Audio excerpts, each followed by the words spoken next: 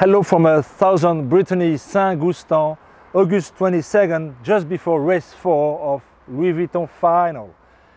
Goal today is try to explain to you what is all America's Cup about.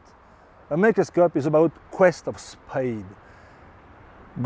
Sailing faster than the opponent, make it a lot easier to win. It's an evident, but very difficult to know what kind of speed you look for, because your opponent as well is looking for the same thing and you don't know how far he went and how fast he is. Very difficult. Step by step, let's talk about speed. Speed, step one is to finish the race. I remember very well Alinghi skipper Russell Coutts, just after race 1 against a Team New Zealand boat full of water, America's Cup 2 or 3, saying a boat sinking will be slower than a boat not sinking. For sure I'm laughing, but it's so logical. If you have breakdowns on board, you will never finish the race. And race 1, Louis Vuitton, we have a Prada stopping the race because of a darboard problem. Race 2, Team New Zealand with a blackout on board, no energy. Race 3, Prada stopping the race because of breaking the bottom of the wing sail. And even the defenders have the problem. We had Bain Ainsley going leeward to boat 1, breaking the rudder while trying to force the other boat to laugh. So, step 1 for speed, finish the race. Reliable boat and a strong boat building team. Step 1. Step 2 is a pre-start. If you're behind by meters and meters just after pre-start, you will never win the race. The difficulty here is between 10 knots of wind or 18 knots of wind, the difference is incredible on the pre-start. Trying to make it simple.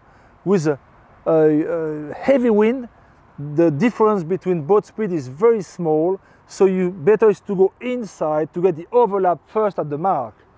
If there is less wind, the gust, the shadow you send to the boat is huge, so better to be windward and try to gain with the first puff, being first around the mark.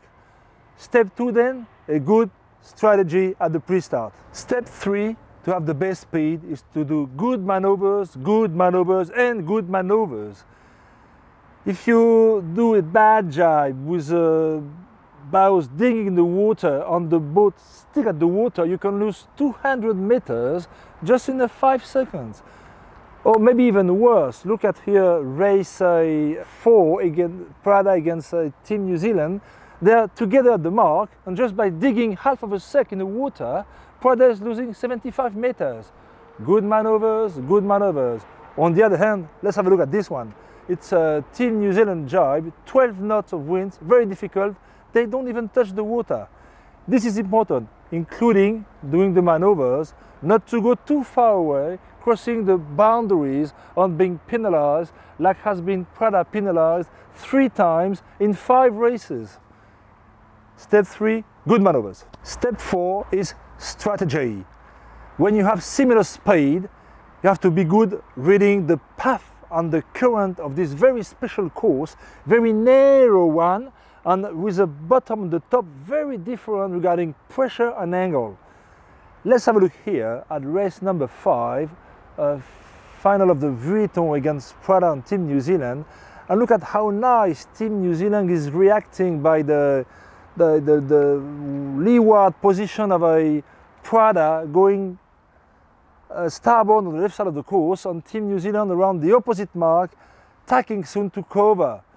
The closer the speed will be, the more strategy will be important. Step 5, speed, speed, speed. Let's have a look here at the 2 boats foiling downwind together around 45 knots, which is a lot. Let's have a look here, visualize, just after Prada's breakdown, we have Team New Zealand upwind 20 knots of speed. Wow, that's a lot. And even more now, look at this slow motion, 2 boats upwind, race 5, they are foiling. Next step will be boats foiling upwind on America's Cup. Wow, that's a step ahead. So, speed, speed, speed. I am still convinced that the best way to be always at the top speed is to have a strong and reliable shore team, giving you or delivering you every day a boat perfect to sail with. Day off today, those guys will work non-stop to have 2 boats ready tomorrow, and I hope they will have time as well to charge and recharge the batteries, not to have any breakdown or shut down during the regatta like it happened to Team New Zealand Race 2. Good luck and a good day.